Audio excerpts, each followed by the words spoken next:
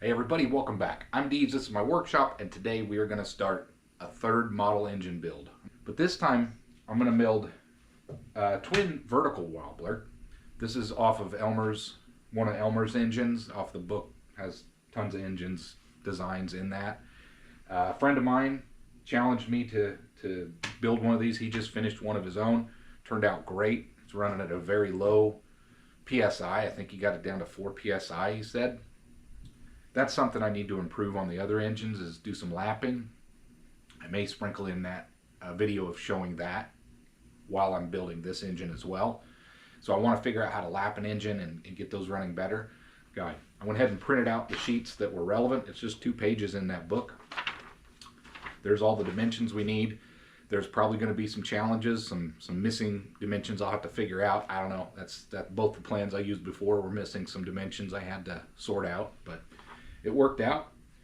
But the next thing I'm going to do is get down here and I'm going to redraw all these plans, my head wrapped around what I need to make, and then also some readable plans that I can work off of as I start milling my components.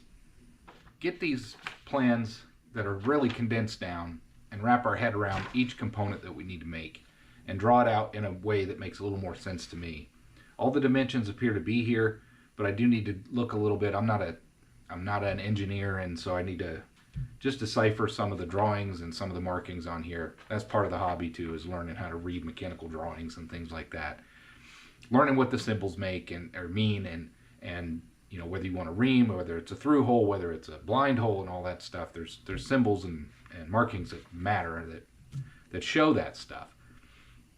So I think what I'm going to do is break all the components down and draw them out in a way that makes sense to me, so that I can just compartmentalize this engine build into all the components that I need to make.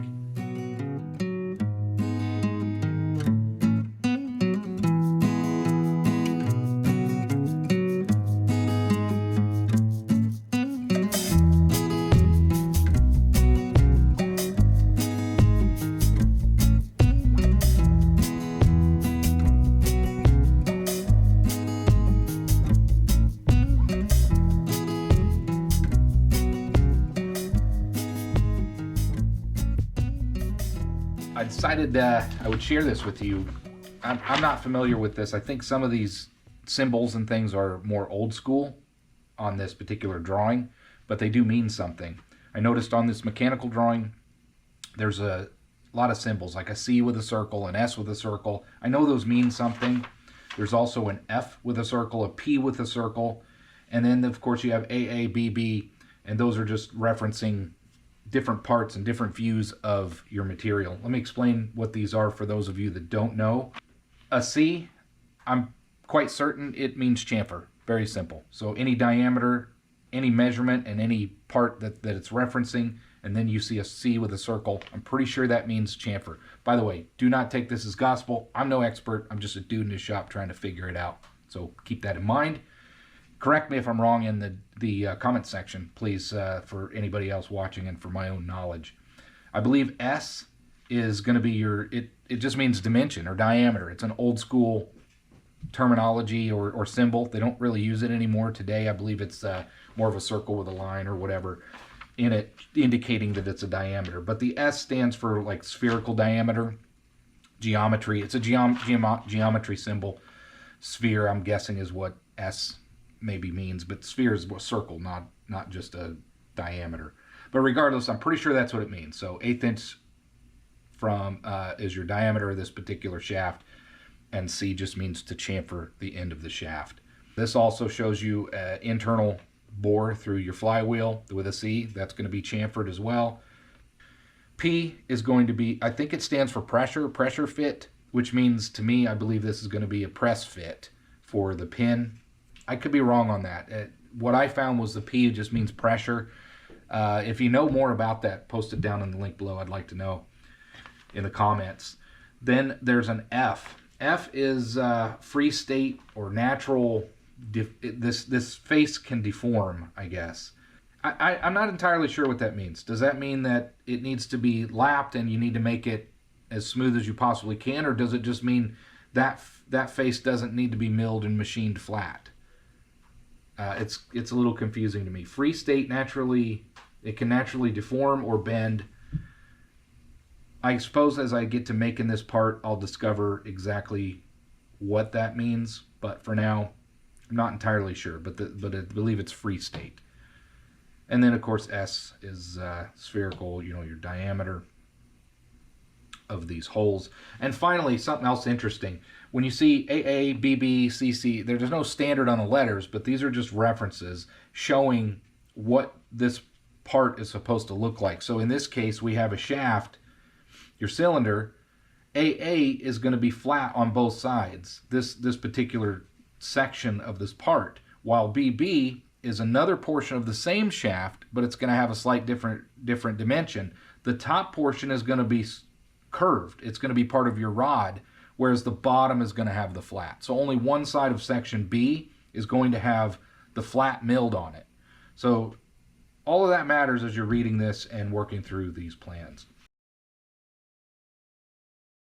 I'm going to stop the video, do a quick edit. As far as the symbols go on these drawings, who knew? There's an appendix in the back of this book. The symbols are described in the appendix.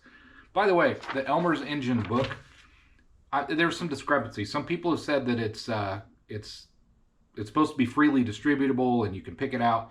But I looked and there's something about, I forget the guy's name, but there's somebody who holds a copyright to it and he was distributing it for free, but you had to join some Yahoo groups. All those links and everything are dead on the internet.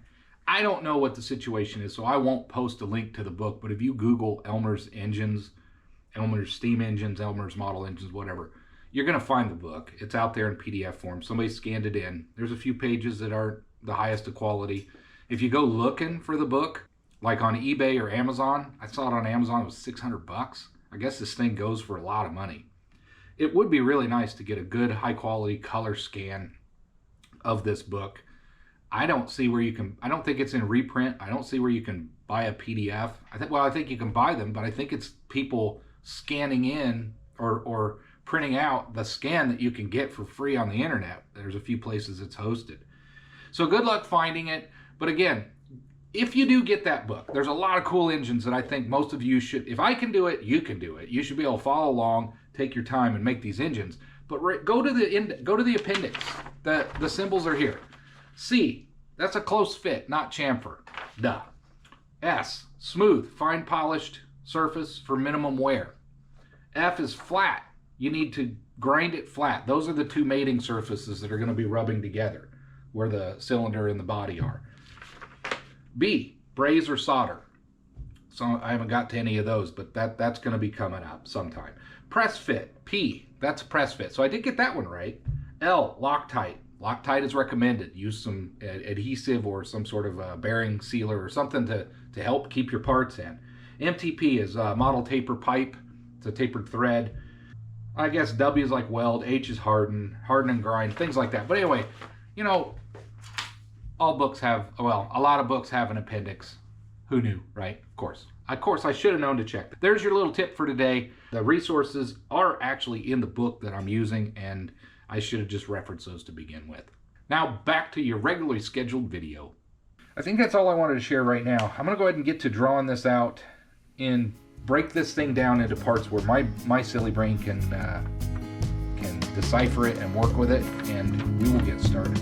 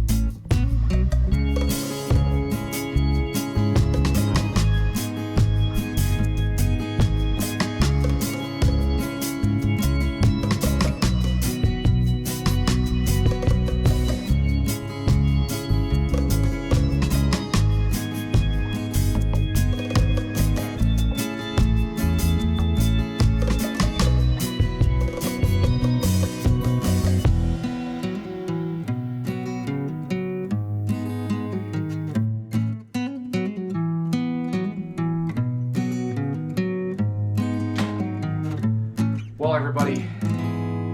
That might seem kind of silly to take all the dimensions and just recopy them down and put them on a piece of paper. But it's really crucial for the way that I operate, the way that I work with these projects. It's kind of like going through it all to begin with before I even start, before I get any materials, before I start drilling any holes.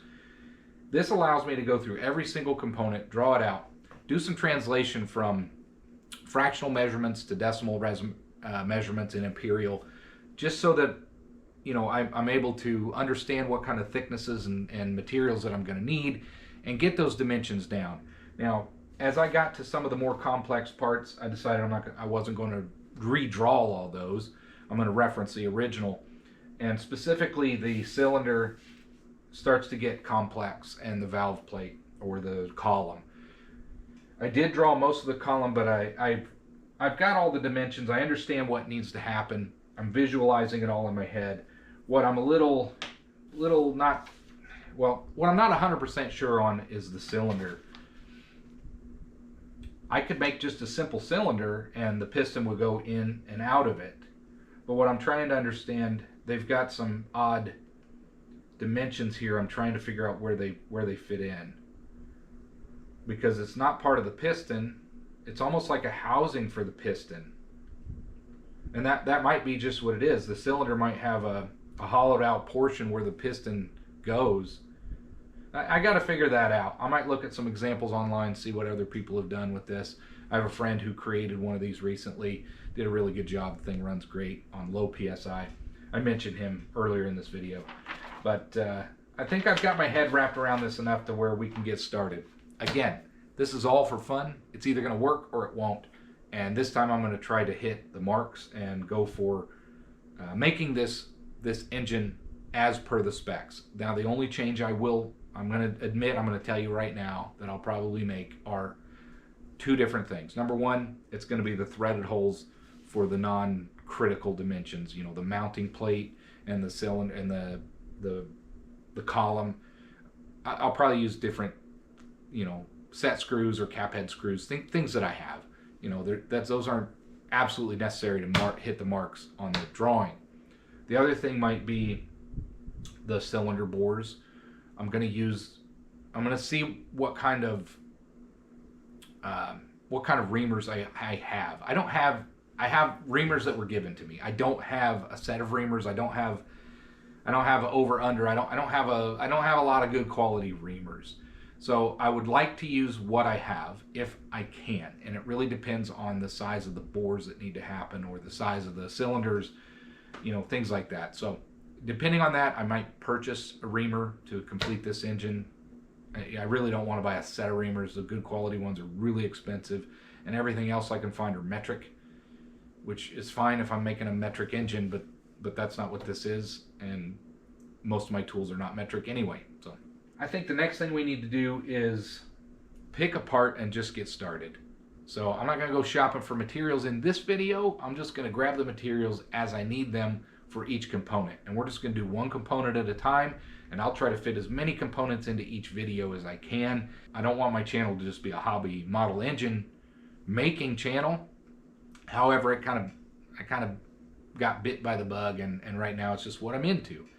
But really what it's after is being able to use these machines and hit hopefully some precision marks and make a functional engine at the end of it. So let's get started. We're going to pick, I think we'll just start with something simple just to get my, I've been working on the shop and cleanups. I just want to knock the rust off. I think I might just make the base to start with. It's a very simple component. We need a 1/4 inch plate of some sort. It could be steel, brass, aluminum, wood, plastic. This would be 2 inches by inch and 1.5 inches. So let me go find a piece of material, get it cut down to size, and we will start with that just because it's an easy piece and I just want to go that route for now. This was a scrap cutoff that I had for my brother. It's actually bigger than a 1/4 inch thick, but that won't matter for the base. And yes, I did say I'm going to try to hit all the marks and the dimensions, but in some cases it's okay. I know some people want me to hit every mark and everything on the drawings, and I'm going to strive for that. But in this case, this is a really nice hefty piece of steel, and I personally believe that a base, if it's heavier, it's going to be a little more stable. And I'm just going to clean it up and it may be close to a 1/4 inch. It may not be exactly a 1/4 inch, but we're going to use this piece. Now the base calls for 2 inch by 1.5 inch. So we will go ahead and cut a piece off. This is 3 inches wide, but let's do 1.5 inch this way. And then we'll cut a little more off because we got to clean up the edges. But we will try to hit the dimensions on the square for 1.5 inch by 2. There it is. So this is going to be a little bit bigger.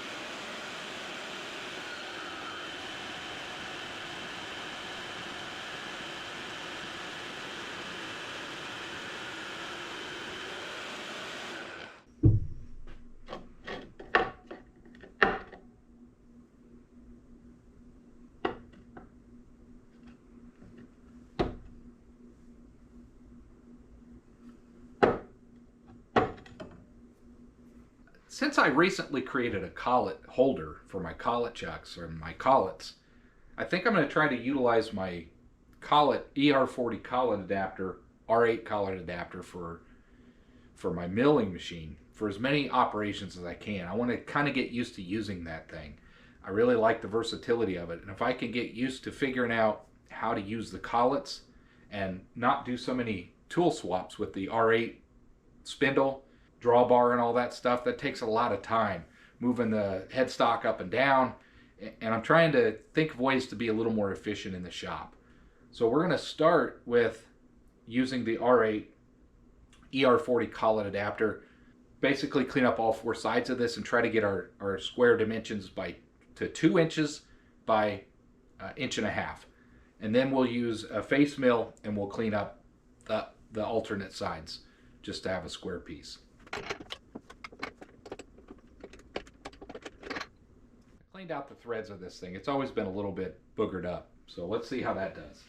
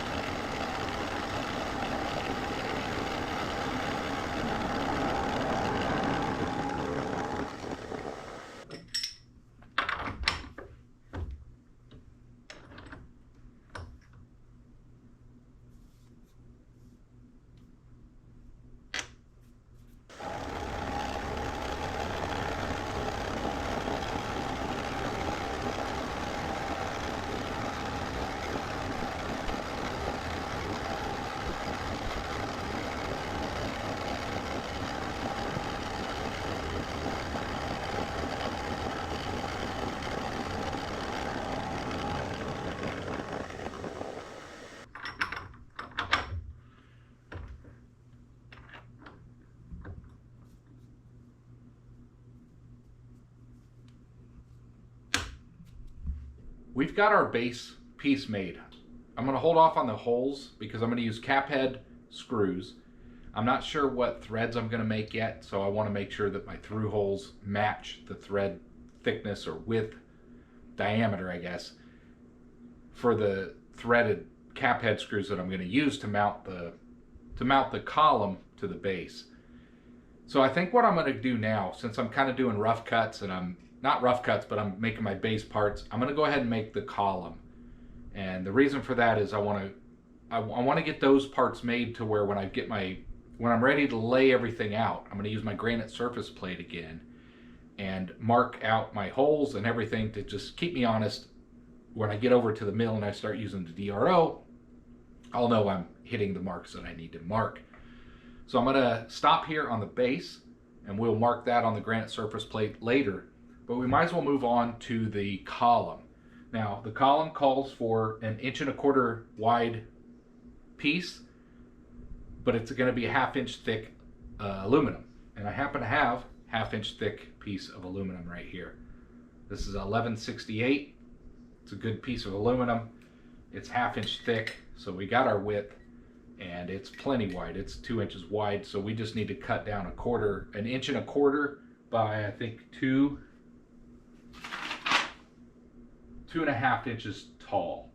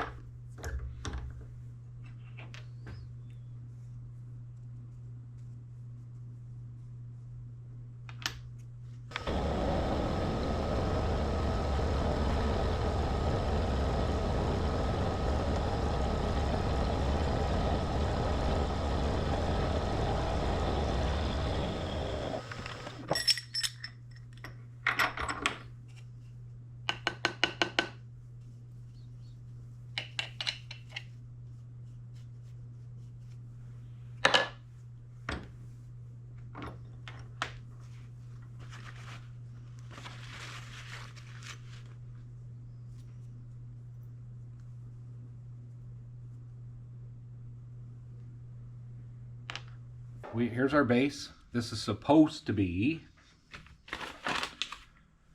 2 inches by 1.5 inches.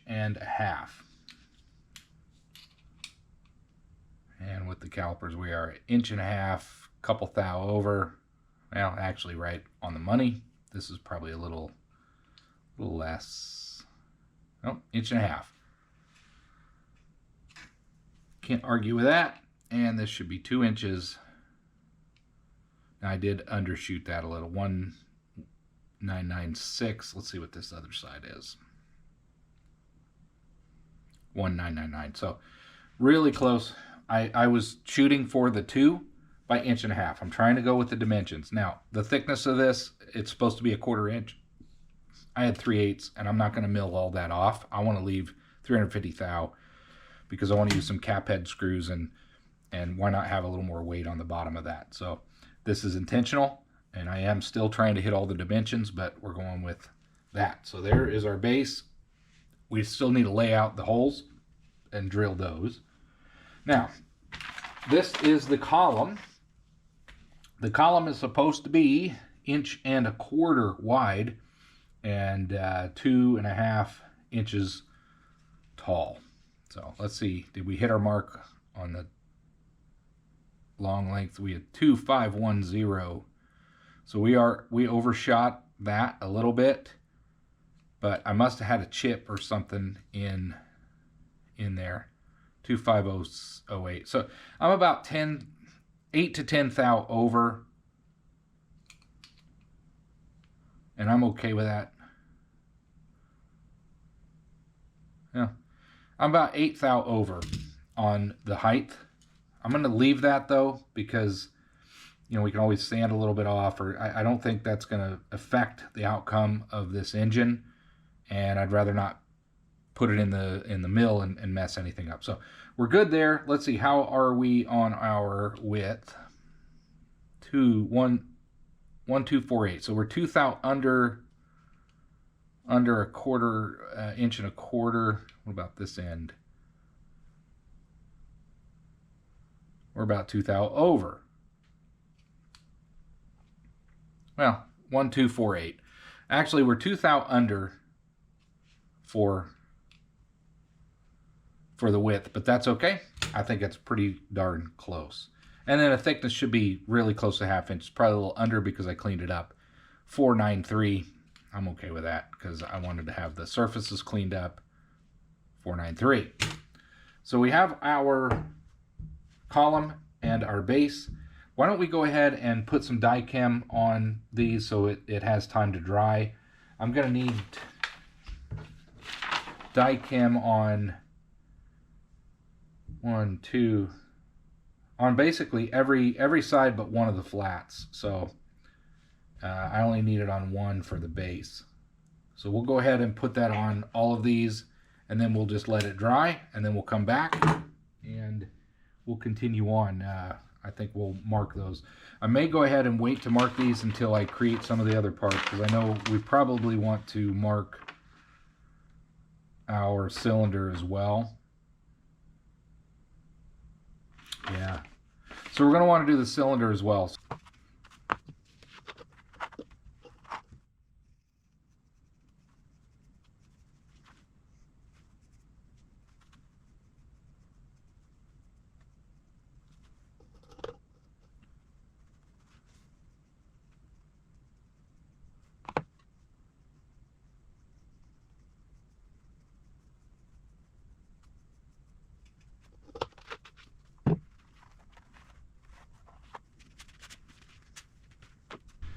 Well, everybody, today is the next day. I think we're ready to make the component for the cylinder, and I'm going to read through Elmer's directions just to get my head around what kind of raw stock we need, and we'll get those. We need 2 of those, so we'll get those milled up and put die chem on those as well, so that when we start doing our layouts, we've got all of our main components created that will need layouts put on them. Next thing is let's evaluate the directions and just make sure we're going to get the right stock. Go see what we have and start milling those components as well. These have dried up nicely. These will be ready for layouts when we get to that. As you can see, we put die chem on all the sides. And if anybody's curious, if you want to know the difference between using, let's say, a blue Sharpie or black Sharpie versus the die chem, this doesn't just wipe off and get and lose your markings with just a little bit of oil or solvent. The Sharpies will come off with alcohol or oils or WD-40 or whatever you're using, a solvent. This stuff actually sticks around longer. I use brake clean to get this stuff off and clean it up. It comes off really easy that way.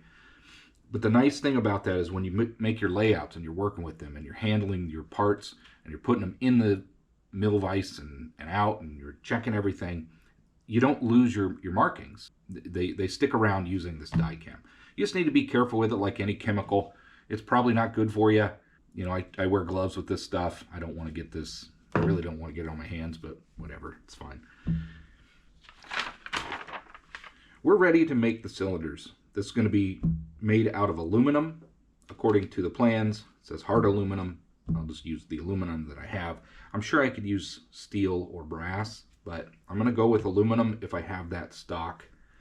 It says, if we go back here to the instructions, because Elmer outlined some of the things that this information is helpful to reading just the drawing, so it kind of describes what you're doing. The two cylinders are made from 1/2 inch square stock, and then he says to lay out the 1/4 inch bore, 1/16 of an inch off center, and center punch. Chuck it in a 4-jaw, center it, bore it, turn the diameter portion of the bore. He kind of describes the cylinder portion, because there's a round portion to it that I believe the piston rides in, where it attaches to the crank. That's the part I'm trying to wrap my head around. If I'm reading this correctly, let's draw this out real quick.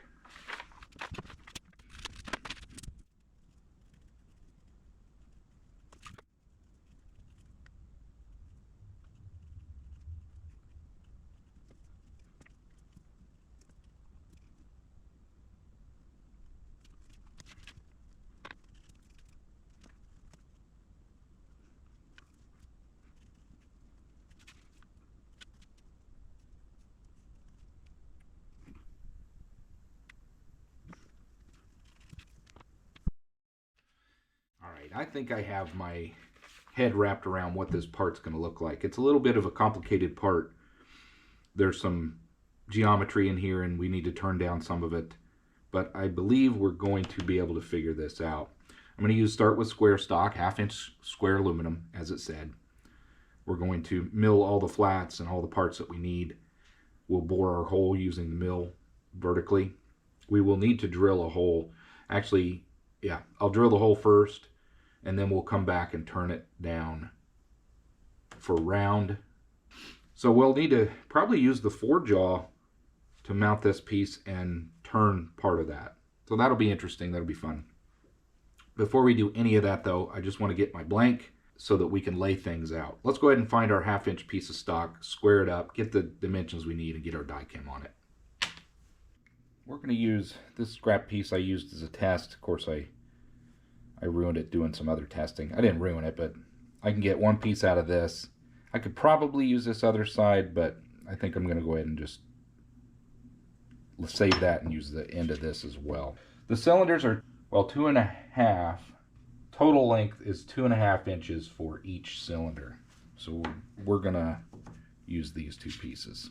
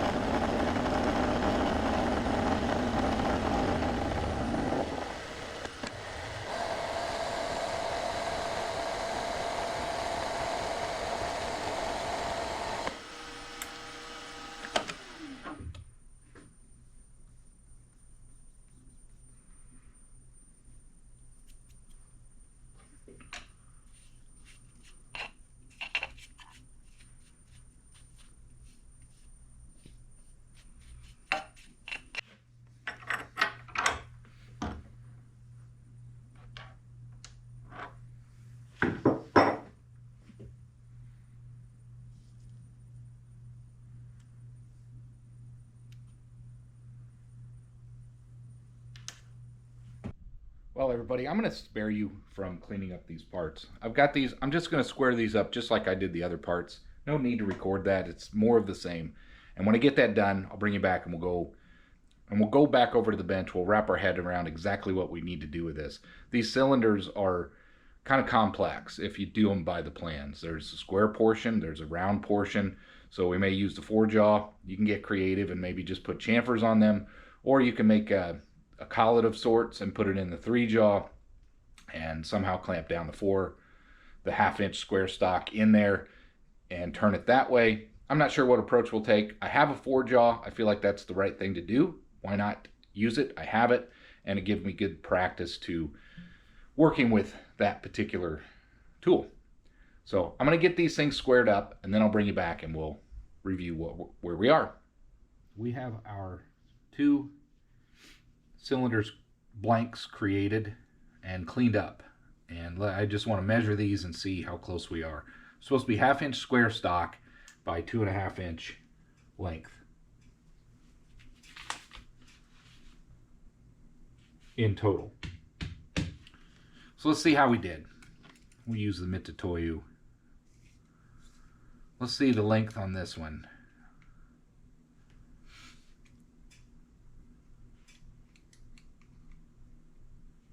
2502, 250,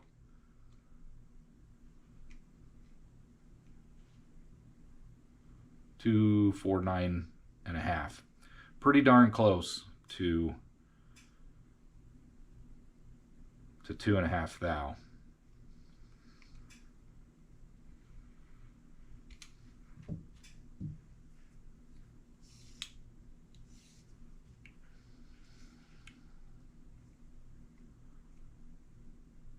$2,495, 5 thou off perhaps.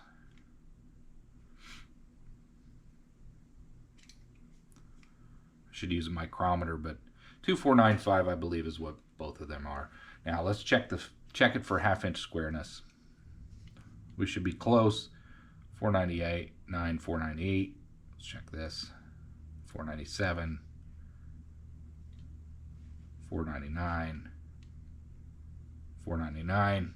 Pretty good. 497. There's 1/2 inch on the money. 499. 499.5. Really close. So we do have our stock 2.5 inches and 1/2-inch square. So we've got a lot of layouts to do.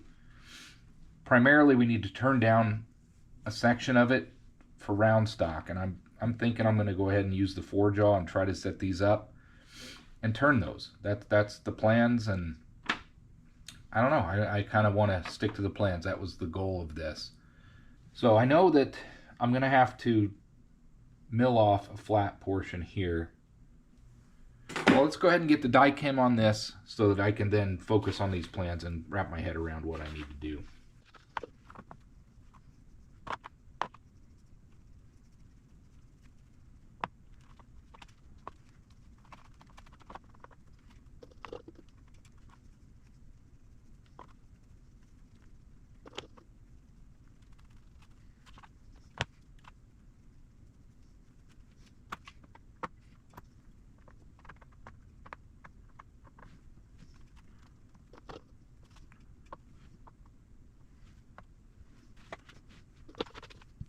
I decided to let the die chem dry for the cylinders. I'm going to move on to the flywheel.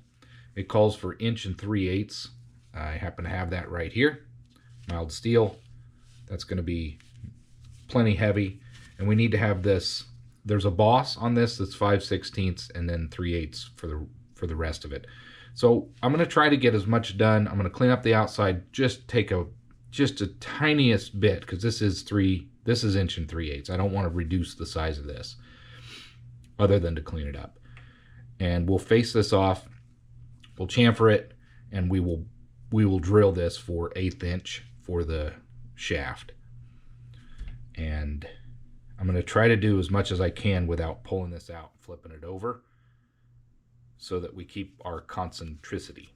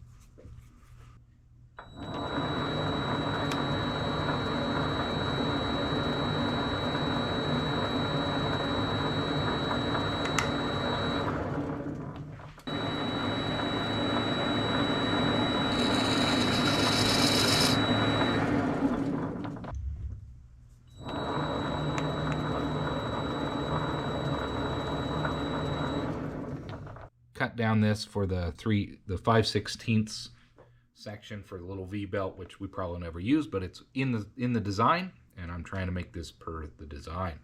Let's go ahead and work on that now.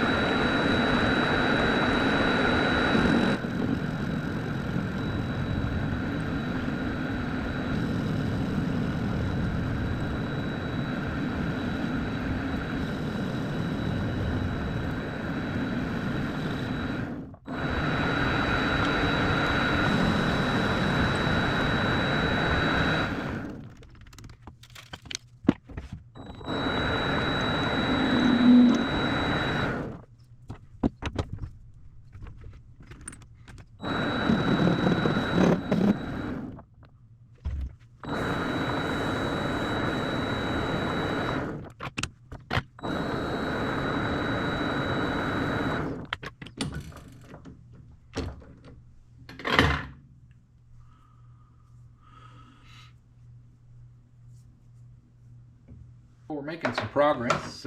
We got our flywheel nearly complete. We still need to put in the set screw threaded hole. This calls for 540, but I'm not going to use that. I have other set screws that I would rather use with different taps. So we will adjust that when we get to that. But let's see if we hit our marks. Again, I'm trying to hit the marks that are as drawn. I even put the little detail for a rubber belt. Didn't go quite as deep as they look in the picture, but I'm probably not going to use that anyway, but it's there. So the entire thickness should be 5625. I'm not sure how we did there. We're a little under 542. That's probably because I cut that a little too short. So we're about 20 thou under total size. But we can shim that out with some washers. How about the main body of the flywheel? 357. It should be 375, so that's where we lost it. Was I didn't cut this side. I got a little bit too off on that. But 20 thou under, it's still going to work. Well, I think we need 2 cranks. While I'm still, I think I understand how I'm going to make these cylinders. I'm going to hold off on those. Those are going to be the complicated work pieces that we need to make. I'm going to move on to the cranks. These are 3/4 inch round. So I think what we'll do is get that in the lathe, and we'll turn down just the OD to clean it up. So let's go ahead and work on that. Let's find some 3/4 inch steel and do something similar to that we did with the flywheel.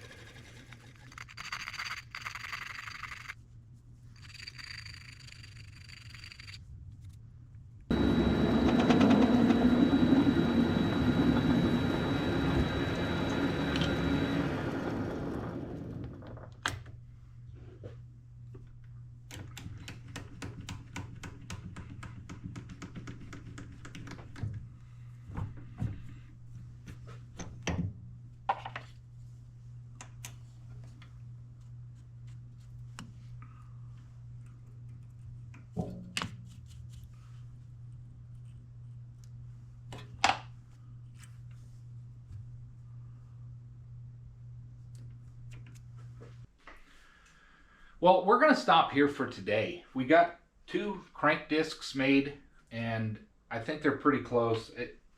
I'm still fine-tuning and tweaking that lathe. Parting off is something I've struggled with in the past when I'm parting steel. Aluminum, plastics, that's really easy.